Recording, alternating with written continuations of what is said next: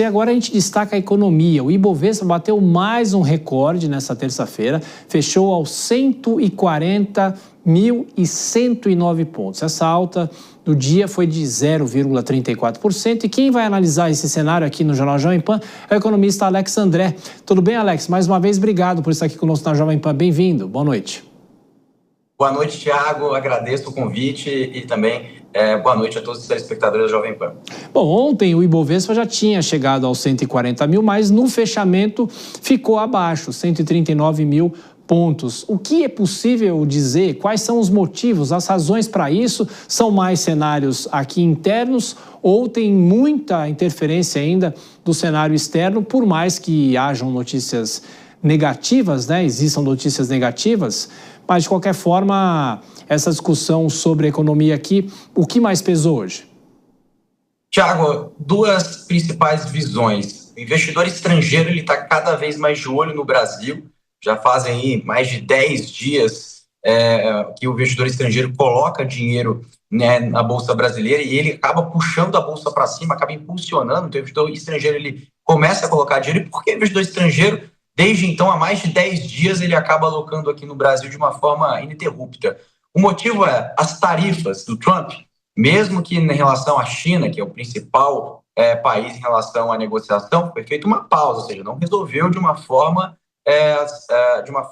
permanente. E também, toda essa incerteza fiscal que roda nos Estados Unidos gera uma incerteza lá fora. E aí os investidores estrangeiros olham mercados emergentes como mercados mais baratos. Nós, como somos emergentes, o Brasil e outros países do mundo, eles possuem, né, ou seja, um preço mais atrativo em comparação às bolsas de países desenvolvidos, como a Europa e como os Estados Unidos. Então, o Brasil ele acabou sofrendo uma interferência de fluxo gringo, né, de fluxo estrangeiro no Brasil, e vários analistas, Thiago, começaram a destacar perspectivas positivas do Ibovespa, que é o principal indicador da Bolsa, até o final do ano que vem. Então, 140 mil pontos, como você falou, que é o recorde histórico, nós nunca vimos esse patamar na Bolsa, que hoje é um dia histórico realmente para a Bolsa de Valores aqui no Brasil, mas já tem analistas dizendo, inclusive, o próprio JP Morgan colocou uma expectativa de 189 mil pontos para o ano que vem, até final de 2026. Vários bancos, Bank of America, né, também nós tivemos aí bancos também aqui no Brasil colocando perspectiva positiva. E qual é a perspectiva positiva, já que a gente tem muita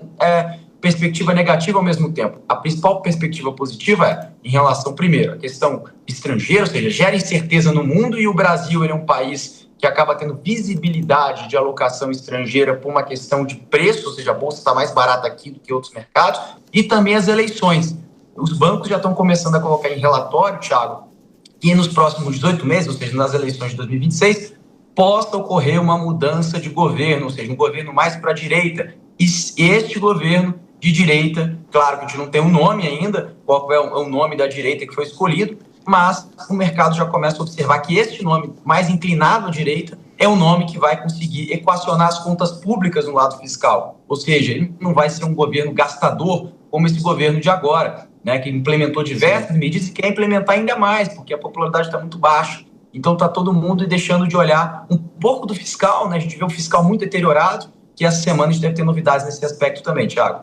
E, Alex, para o investidor que não tem, talvez, tanta intimidade com o mercado financeiro, mas tem algum tipo de investimento em bolsa, o que isso representa? Quando ele ouviu, olha, a bolsa fechou com 140 mil pontos, um recorde. O que isso representa para o investidor?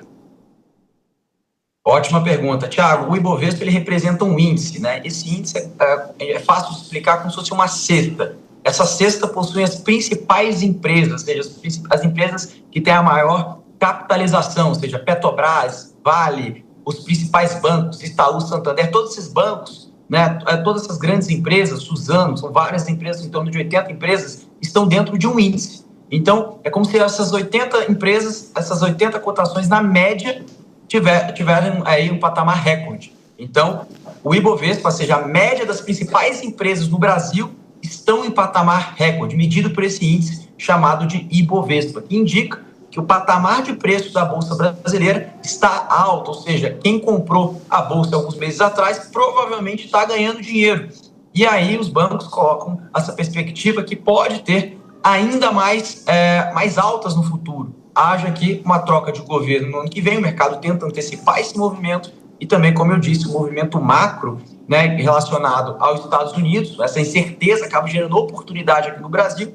E, claro, eu não comentei que o ciclo da Selic, a gente está no maior patamar dos últimos 20 anos, 14,75. E o Galípolo já disse, olha, subir os juros, talvez eu não suba, vai ficar muito difícil eu subir os juros, só se acontecer algo catastrófico na economia, mas baixar os juros agora eu não faço, mas provavelmente é o teto. Ou seja, o mercado já está comprando o discurso que a taxa de juros chegou no limite. E aí é só questão de tempo, Thiago, para a taxa de juros começar a cair. E quando a taxa de juros cai, a renda fixa, né, que o investidor gosta de investir, ou seja, aquele título de renda fixa dos bancos, enfim, que é muito difundido, acaba perdendo atratividade, porque ele vai estar pagando menos. Aí o investidor vai ter que correr para a bolsa para ter uma chance de ganhar mais, né, de ter rentabilidade, claro, uma preposição de risco maior. Alex, se no mercado de câmbio hoje o dólar subiu, fechamento de R$ 5,66, agora o mercado de câmbio é aquela gangorra que não tem muito como projetar, mas o momento é menos pressionado do que nós acompanhamos, principalmente no fim do ano passado, né?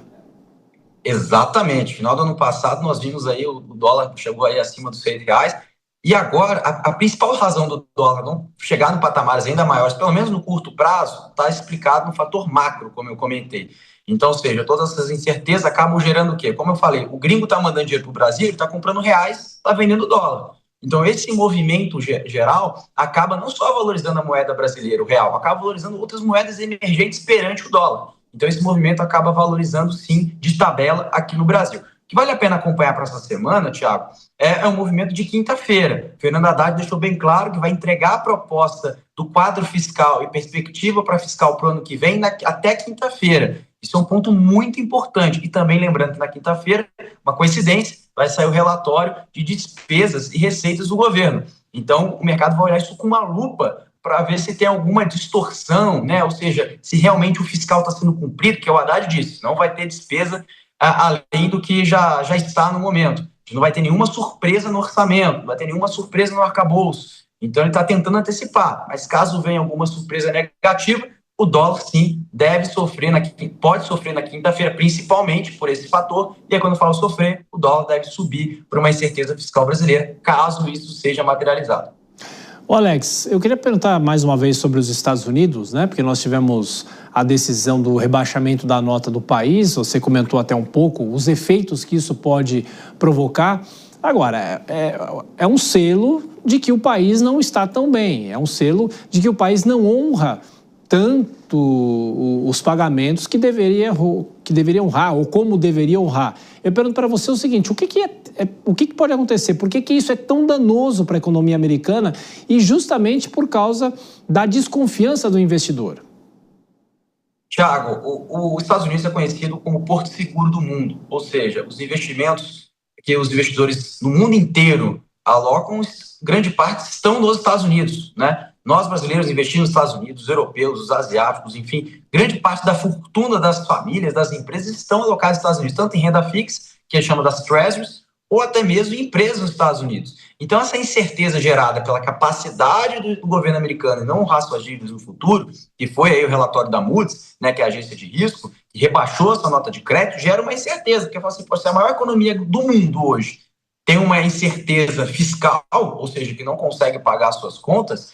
Mas lembrando, esse dado que a gente olha, que é o endividamento em relacionado ao PIB, ou seja, quanto que o país consegue produzir vis-à-vis quanto que ele tem de dívida, isso já vem aumentando há muitos anos. O governo Obama já vem aumentando desde lá. A pandemia acelerou esse processo, mas o mercado nunca colocou isso como uma grande preocupação, porque é a maior economia do mundo. Ou seja, até mesmo o dólar, né? O dólar ele tem um fator majoritário em relação a outras moedas do mundo, em relação a termos de troca, em termos, né, da sua importância no comércio global. E agora, com essa incerteza gerada pelo Trump, porque o Trump fazendo essa guerra de tarifas, o que ele acaba passando para o mercado, independentemente de acordo, que vai desacelerar a economia americana. E desacelerando a economia americana, o mercado enxerga o quê, Thiago? Um risco da economia americana em honrar, já que a atividade econômica pode desacelerar acima do esperado. Tem o fator dos juros, que pode ser reduzido, porque o juros está em patamar mais alto, o Fed está de olho nisso, né, que é o Banco Central americano, mas em relação à atividade econômica, e claro, o fiscal, que já está deteriorado,